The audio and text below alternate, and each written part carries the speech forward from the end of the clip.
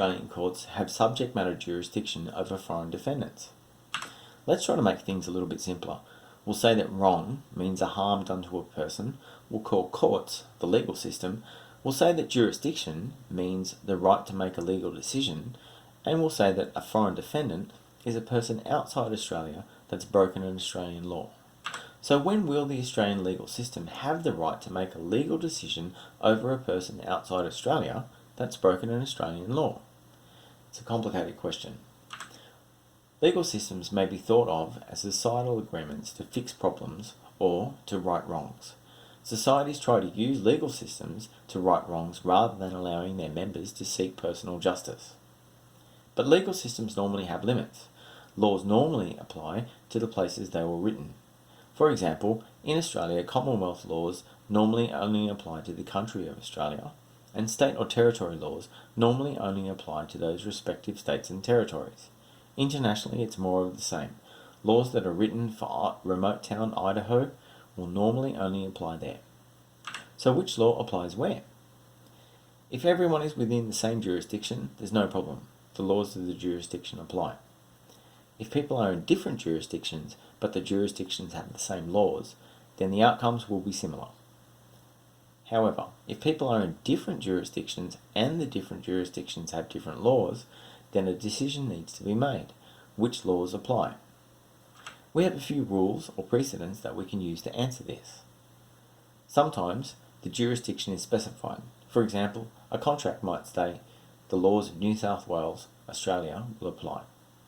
Sometimes the jurisdiction is implied. For example, if a person is defamed in a location, the laws of that location apply. Sometimes the jurisdiction isn't clear. So what happens if a person outside Australia wrongs a person inside Australia? This is now much more common in the age of the internet and global connectivity. For example, consumers in Australia may purchase from overseas, and international sellers may now sell to Australians. In Dow Jones and Gutnick, a defamation case, Gutnick said that his reputation in Australia had been damaged by Dow Jones. The defamatory content had been published outside Australia, in print and on the internet. The High Court of Australia held that the damage had occurred in Australia, and so Gutnick was able to sue. In 2014, Valve Corporation, a US entity using the Steam distribution network, sold games to Australian consumers over the internet. As part of the Valve's Steam subscriber agreement, customers were told that they had no right to any refund for any fees paid to Steam in whole or in part. Australian consumers had to agree to these terms. But Australian consumer law states that goods sold in Australia must be fit for purpose and must be of merchantable quality, and if they are not, the consumer is entitled to a refund.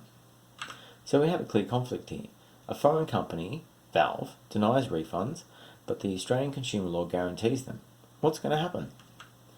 In 2016, the Federal Court of Australia held that Australian consumer law applied, that the terms of Valve's subscriber agreement which denied the refunds were unlawful. Valve was fined $3 million for the breach of the Australian consumer law. So, Australian courts will have subject matter jurisdiction over foreign defendants where those defendants have broken Australian law and the Australian law applies.